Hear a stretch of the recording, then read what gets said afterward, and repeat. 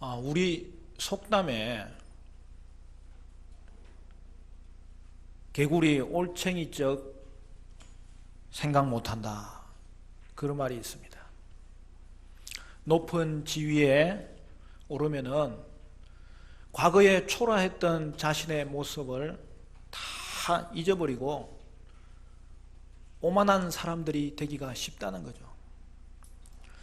예루살렘이 바로 그런 모습이었습니다. 하나님의 일방적인 자비로 영광스러운 자리에 올랐음에도 불구하고 그 은혜를 잊고 교만해져서 하나님을 찾지 않은 것입니다. 여러분, 하나님의 은혜가 무엇입니까? 하나님의 은혜를 아는 아는 자들의 생활은 어떤 모습이어야 됩니까? 그럼 오늘 16장 말씀 초반부를 읽었는데요, 15장은 에스겔이 이스라엘의 불순종과 우상 숭배를 고발하는 장면이에요. 그리고 오늘 본문에서는 이스라엘의 불순종에 대한 구체적인 예시를 제시하는 거예요. 여호와께서 이스라엘을 포도나무 가지같이 불태울 수밖에 없었던 이유가 충분했다는 거예요. 이는 이스라엘이 여호와를 헌신짝처럼 버렸기 때문입니다. 여러분, 하나님을 버리는 개인, 하나님을 버리는 민족은 결코 스스로 세워질 수가 없어서 결국에는 도리어 자신들이 하나님으로부터 버림받게 되는 것이죠. 본문에는 이스라엘과 하나님과의 관계를 설명하는데 비유로 설명해요. 그 비유가 뭡니까? 남편과 아내의 비유입니다. 에스겔은 다시 사명을 받습니다. 그것은 이스라엘이 저지른 가증한 그 많은 일들을 폭로하는 거예요. 여러분, 가증한 일은 뭘 말하죠? 우상 숭배하는 걸 말하는 거예요. 여호와의 성전과 다윗 왕조가 자리한 세상의 중심이었던 이 예루살렘이 하나님 앞에 우상 숭배함으로 나락으로 떨어졌음을 고발하고 있는 것입니다. 세상의 중심으로 하나님께서 세웠던 땅이 도리어 세상의 변두리가 되고 세상의 조롱거리가 되는 것을 가르쳐주고 있어요. 이 일을 위해서 여러분, 에스겔은 예루살렘의 뿌리까지 추적하고 찾고 올라가는 거예요. 그것은 예루살렘의 근본이 가나안이라는 거예요. 에스겔은 이스라엘의 혈통과 태생을 가나안이라고 선언합니다. 이는 이스라엘의 정체성과 자존심에 대한 극단적인 평가절하죠. 그러나 우리가 알듯이 원래 예루살렘은 이방 땅이었잖아요. 예루살렘은 가나안을 정복한 이후에도 이방 땅으로 남아 있었던, 즉 가나안 족속의 하나인 아모리 족속의 여부스인들이 살았던 도성입니다. 그런데 다윗이 왕이 된 이후에 그곳을 정복하는 것이죠.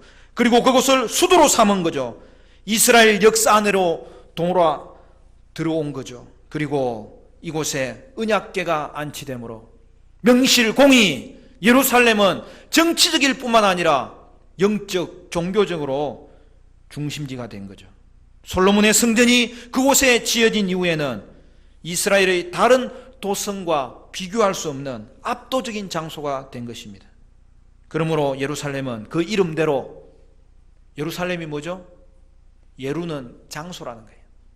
살렘은 샬롬, 평화의 도시가 되었고 그곳에 대한 가나안적인 기원은 다 사라졌어요. 사랑하는 성도 여러분, 우리가 실수를 했더라도 그것보다 더 중요한 것은 지금 현재 우리가 어떤 삶을 살고 있느냐, 그게 중요한 거예요. 다시 시작하고 하나님 붙잡고 하나님 가까이 나아가면 여러분, 그 자체가 이미 열매를 맺은 거예요. 왜요? 그래요. 하나님이 그 인생을 책임져 주실 것이기 때문이에요. 이전의 잘못을 반면교사로 삼으면 새로운 현재가 열리는 거예요. 그래서 예루살렘은 세상의 중심이 되는 그러한 축복된 땅이 된 거예요. 그러나 여러분, 현재 예루살렘은 어떻습니까? 그들이 다시 가나안화 되었다면 상황은 달라지는 거예요. 에스겔은 이스라엘의 다른 선지자들 중에서도 독특한 내용을 끄집어내는 거예요. 그게 뭐예요? 그 어느 누구도 사용하지 않았던 이스라엘의 이전 모습을 끄집어내는 거예요. 그게 뭐죠? 이스라엘은 그 출발이 가나안이었는데 이스라엘의 우상 숭배는 그것을 닮았다는 거예요. 본문에 보면 예루살렘의 과거를 햇사람과 관련지어 설명합니다. 여러분, 이 헷 족속은 고대 기원전 18세기 즈음에 제국을 이룬 그 히타이트라고 여러분 세계사 가운데 나옵니다. 근데 그곳에 해양 민족이 침투함으로 그 소아시아 지역에서 이제 흩어지는 거죠. 그래서 시리아 지방으로 흩어졌다가 그 중에 일부가 예루살렘에 정착했던 것으로 보입니다. 그러므로 오늘 성경이 이야기하는 내용이 뭐죠? 예루살렘의 아버지는 아모리인이요 어머니는 햇사람이라고 한 것입니다. 그 결과가 무엇입니까? 에스겔은 예루살렘이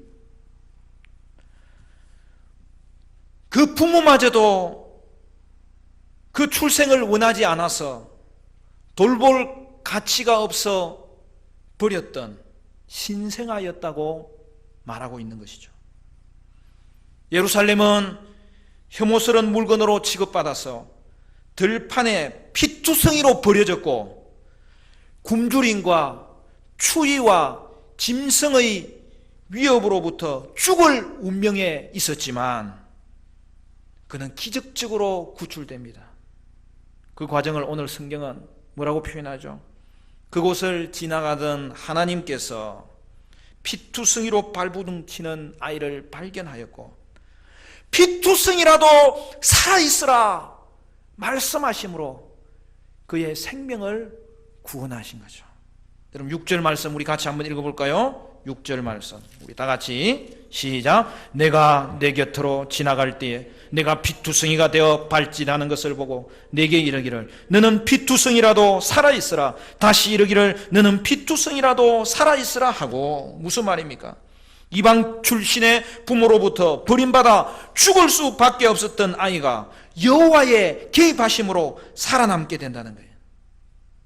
하나님은 피투성이 예루살렘을 발견하고는 그것을 내버려 두시지 않으시고 살리십니다. 하나님은 피투성이 예루살렘을 보고 그 마음에 그 긍휼의 마음이 불이 타서 그를 불쌍히 여기셨다는 거예요. 사랑하는 성도 여러분, 이것이 오늘도 피투성이로 버려진 저와 여러분을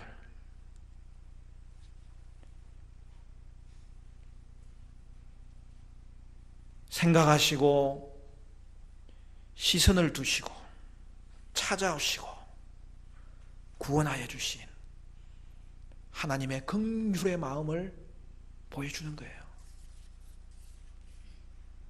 이 아이는 하나님의 돌보심으로 인하여 여름 되면 들의 풀이 얼마나 무성하게 자랍니까? 그처럼 풀처럼 무성하게 자랐습니다. 처녀가 됩니다. 오늘 본문은 또 다른 장면이 하나 들어오죠. 이에 하나님은 다시금 그의 곁을 지나간다고 하는 거예요.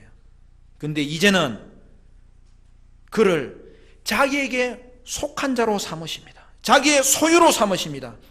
이는 하나님이 그와 언약 맺는 것을 말하는 것으로 하나님은 예루살렘을 그의 신부로 아내로 삼으시는 거죠. 하나님은 벌거벗었던 예루살렘을 아내로 선택하시고 자신에게는 그 아내에 대한 남편의 의무를 지우시는 거예요. 자격이나 자질이 없는 예루살렘이 하나님의 일방적인 선택으로 그의 아내가 됩니다. 그래서 성경은 이스라엘을 뭐라고 하지요? 성경은 하나님을 누구라고 하죠? 이스라엘의 남편 여호와, 하나님의 아내 된 이스라엘 백성이라고 말하는 거예요. 이에 예루살렘은 태어날 때 부모로부터 받지 못했던 그 돌봄을 남편으로부터 분에 넘치도록 받게 됩니다. 하나님은 머리에 면류관을 씌워주시고 그를 왕후의 자리에 올려주십니다. 화려하고 아름다운 아내 예루살렘으로 인하여 온 세상에 하나님의 통치의 권능이 인정을 받습니다.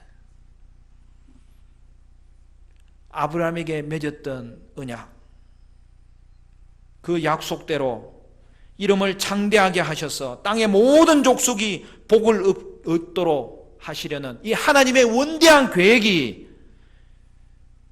예루살렘을 통하여 그 성취가 목전에 이르게 된 것이죠.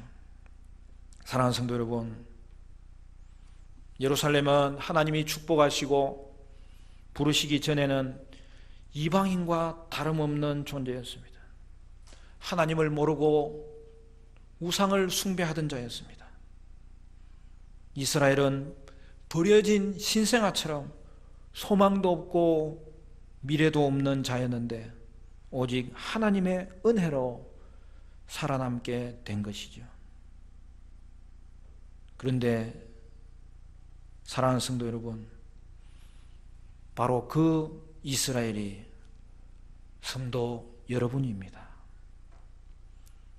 하나님은 저와 여러분을 보실 때 피투성이 된 우리의 존재를 보는 순간 그 마음이 불붙는 것 같아서 하나님의 불붙는 사랑과 긍휼로 인하여 저와 여러분은 생명을 얻게 된 것입니다.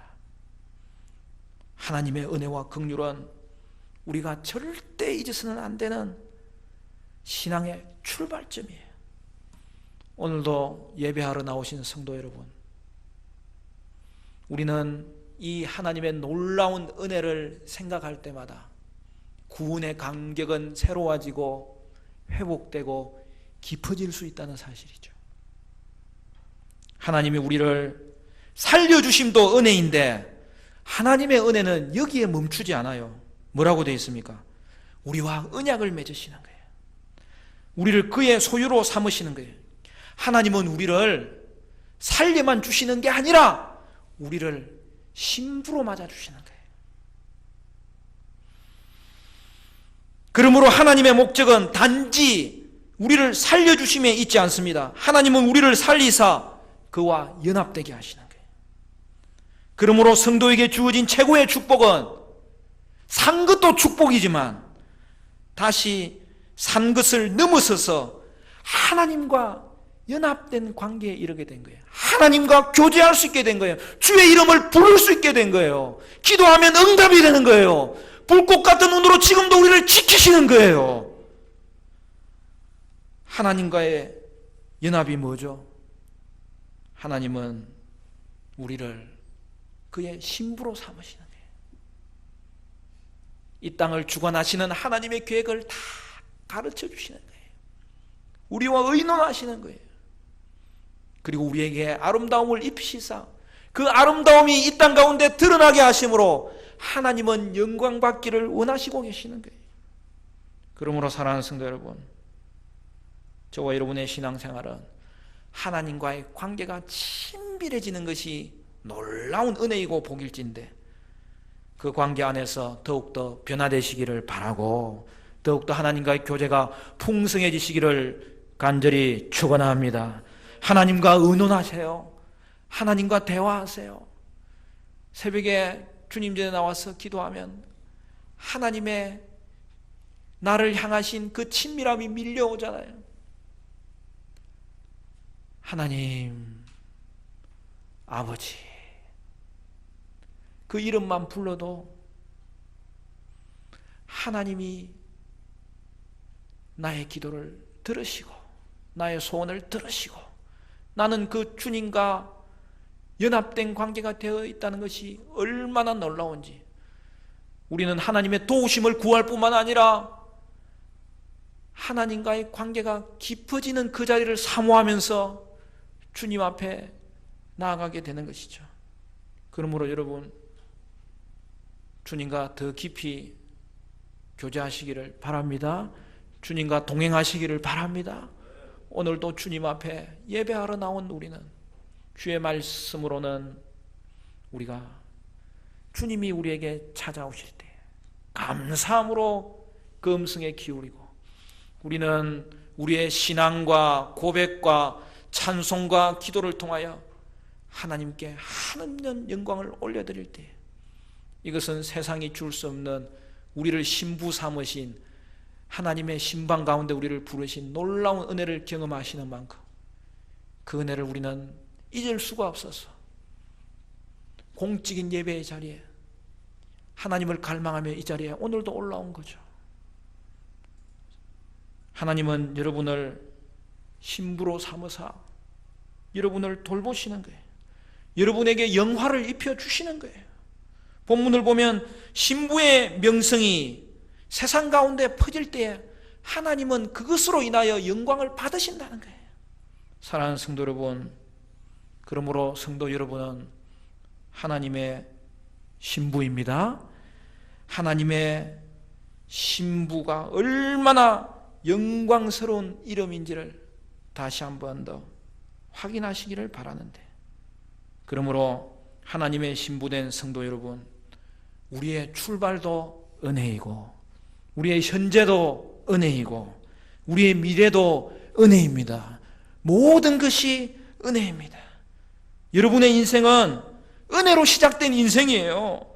하나님이 주목하여 부르시기 전에는 우리는 피투성이 존재였어요. 그러나 하나님이 피투성이라도 살아있으라고 우리를 주목하여 우리에게 찾아왔을 때에 우리는 새롭게 창조되었습니다.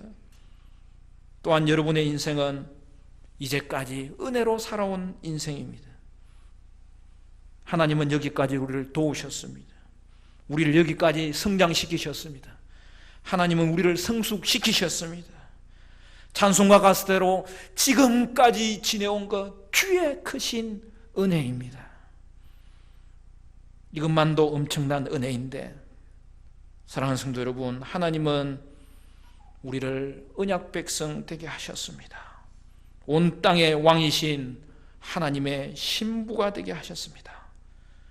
그러므로 여러분의 인생은 존귀한 인생입니다. 하나님은 여러분을 신부로 삼으시고 여러분을 화려하게 꾸며주시고 명성과 영화를 이 땅 가운데 나타내도록 제사장으로 오늘 우리를 세우셨습니다. 그로 인하여 하나님은 영광 받으십니다. 자격이 없는 자에게 베푸시는 과부단 은혜입니다. 놀라운 은혜입니다. 끝없는 은혜입니다. 우리 인생은 처음부터 끝까지 모든 것이 은혜입니다. 사랑하는 성도 여러분, 피투성이라도 살아있으라. 우리에게 주목하시는 그 하나님의 손길이 저와 여러분을 살리셨음을 다시 한 번 더 확인하시기를 바랍니다. 하나님의 은혜가 여기까지 우리를 이르게 하였고 하나님의 은혜가 우리를 신부의 자리에 삼으신 것을 다시 한 번 더 돌아볼 수 있어야 되겠습니다. 여러분은 하나님의 신부로 은혜 받은 존재일진데 오늘 성도의 삶도 늘 하나님의 은혜가 우리의 삶을 지금도 이끌고 있구나, 그 믿음으로 살아야 된다는 사실이죠. 사랑하는 성도 여러분, 오늘도 저와 여러분은 하나님의 신부된 성도의 존귀함을 확인하시고 피투성이라도 살아있으라고 불꽃 같은 눈으로 우리를 돌보시는 하나님의 손길에 감사하시고 지금도 하나님과 연합과 교제를 누리시기를 바라고 이 땅 가운데서 신부의 아름다움을 나타내심으로 하나님의 영광 드러내는 복된 삶을 사는 저와 여러분 되시기를 주님의 이름으로 축원합니다.